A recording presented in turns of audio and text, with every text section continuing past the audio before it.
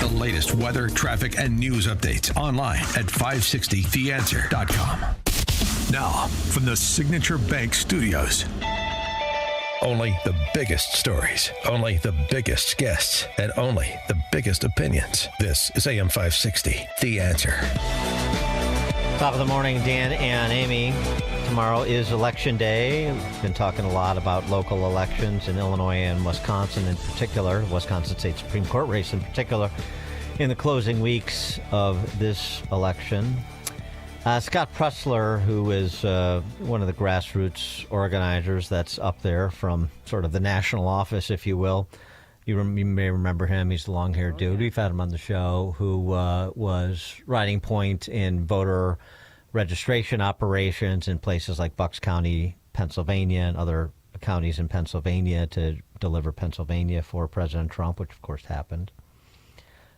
He put out a missive over the weekend. Western Wisconsin, that's Congressman Derrick Van Orden's district, is not turning out in the numbers we need.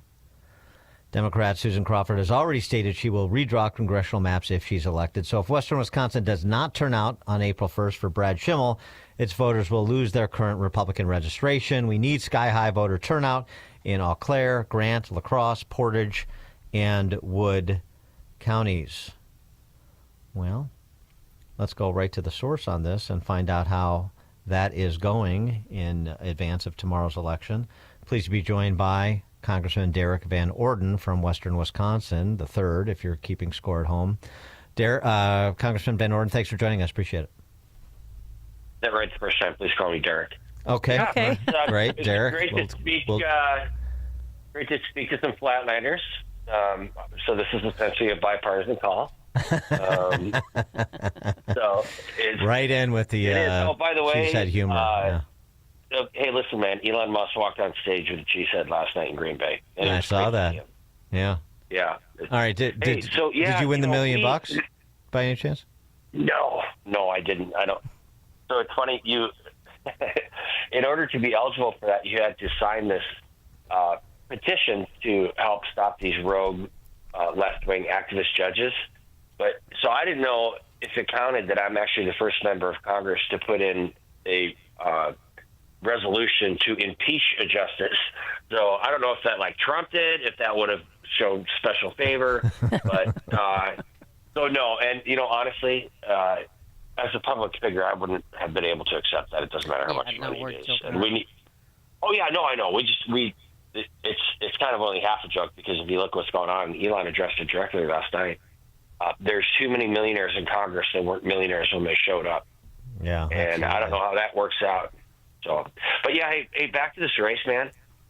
Southwestern Wisconsin, we're comprised mostly of farmers and people that work in manufacturing, and we really don't want the government in our business. That's just a fact. And so the issue is that Republicans normally vote in droves every 4 years, and then that is winnowed down during the midterm elections, and then April elections. We do not have the muscle memory built into us as Republicans and conservatives, because they're not always the same thing, to vote during these April elections. That's how Janet Protasiewicz won by 11 points last April. Right. So we have an institutional problem in the state of Wisconsin where we really want the government out of our business to the point where we don't want to participate. But I tell people this, man. If you don't want the government in your business, you better get in the business of government, because Democrats look at politics like it's part of their job. Well, what's at stake? Oh, sorry. I didn't mean to interrupt you. No, go ahead. Well, what's at stake if Brad Schimmel loses? How is Wisconsin going to change? Well, so Susan Crawford has been fundraising on flipping 2 congressional seats, which will essentially get our margins so narrow in the House that we could lose the Republican majority in the House. And Hakeem Jeffries has been campaigning on flipping 2 House seats because he wants to be the Speaker of the House. So what that does, real politics, is this. The Democrat Party did an analysis, and they realized that they got creamed in November. And what they're trying to do is disenfranchise 77 million Americans that voted for Donald Trump and stop his agenda cold. So if Brad Schimmel, if people in Wisconsin who are listening to this right now, if they have not voted Even if they're not registered, you can register and vote tomorrow. The polls are going to be open until 8 p.m. You just got to be in line by 8 p.m. If Brad Schimmel does not win this election, we're looking at the 77 million Americans who voted for Donald Trump to have 4 years to get his agenda through, only having 2. That's real. And on the statewide stuff, we're looking at, it's an 80% issue where Wisconsinites want voter ID. That referendum's on the ballot. Susan Crawford campaigned actively to get rid of school choice. She worked for an organization that was trying to get rid of voter ID and Act 10. Act 10 is why the state of Wisconsin is financially solvent and you guys aren't. Yeah, Scott That's Walker. all on the ballot. Right. Mm-hmm. Right. Yeah, and so I mean, I think that's well said.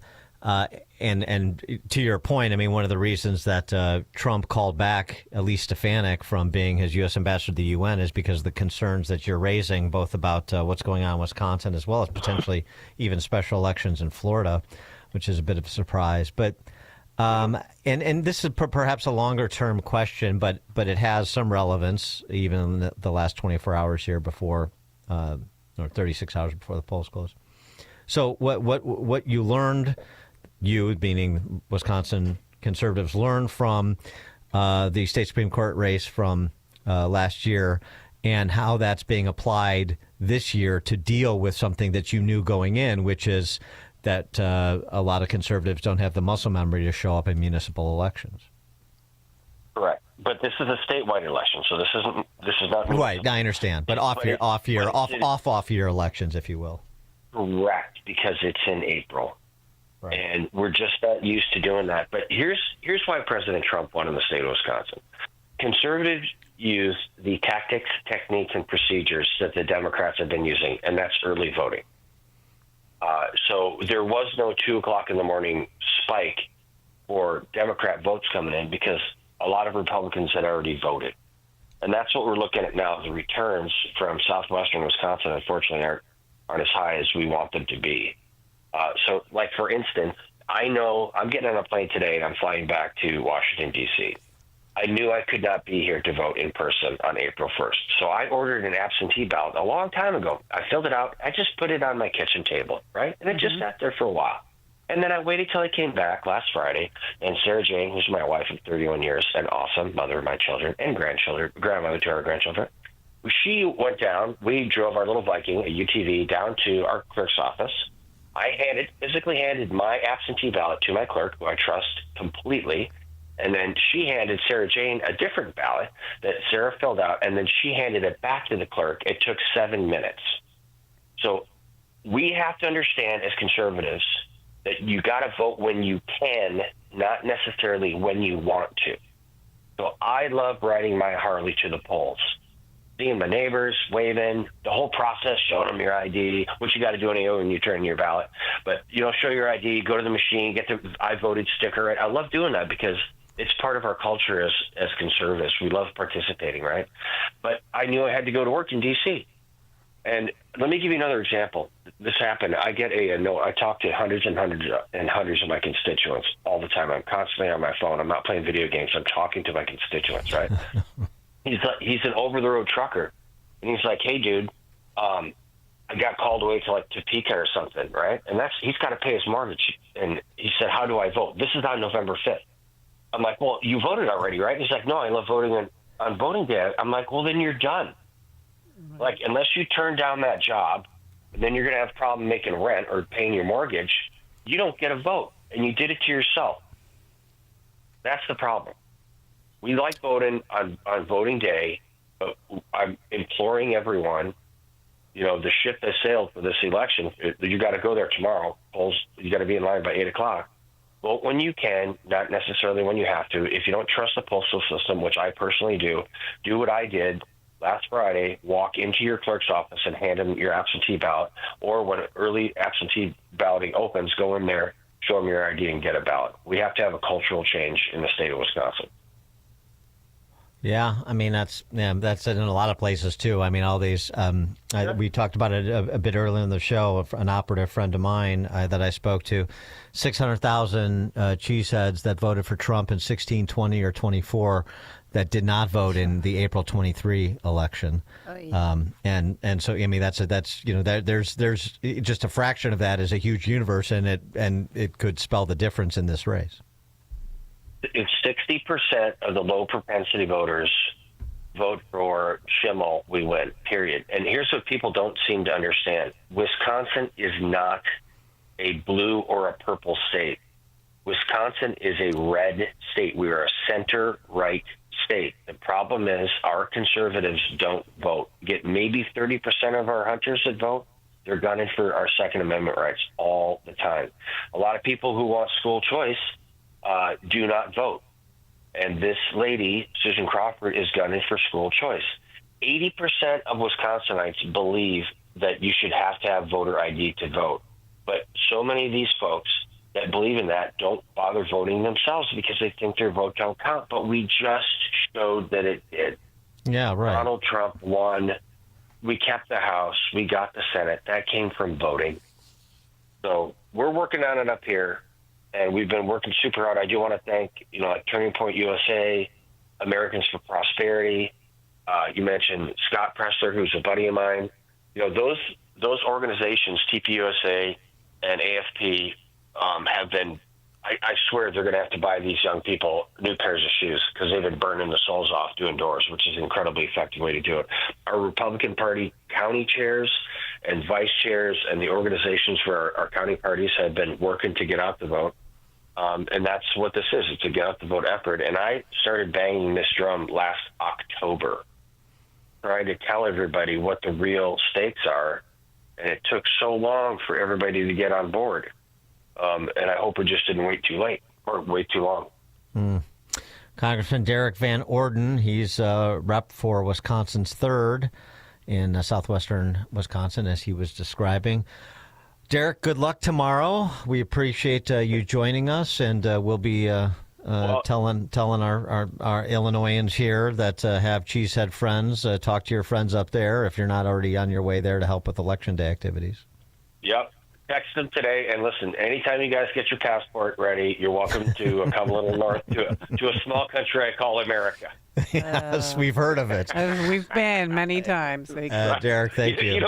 I'm obligated by international law to make these cracks, Right. I always bring my passport, don't worry, yes.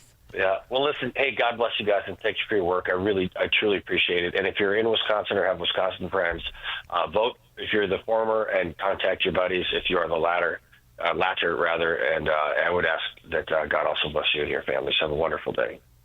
Thank you. And he joined us on our turnkey.pro answer line. It's what Chicago is talking about. It's Chicago's Morning Answer with Dan and Amy on AM 560. The Answer.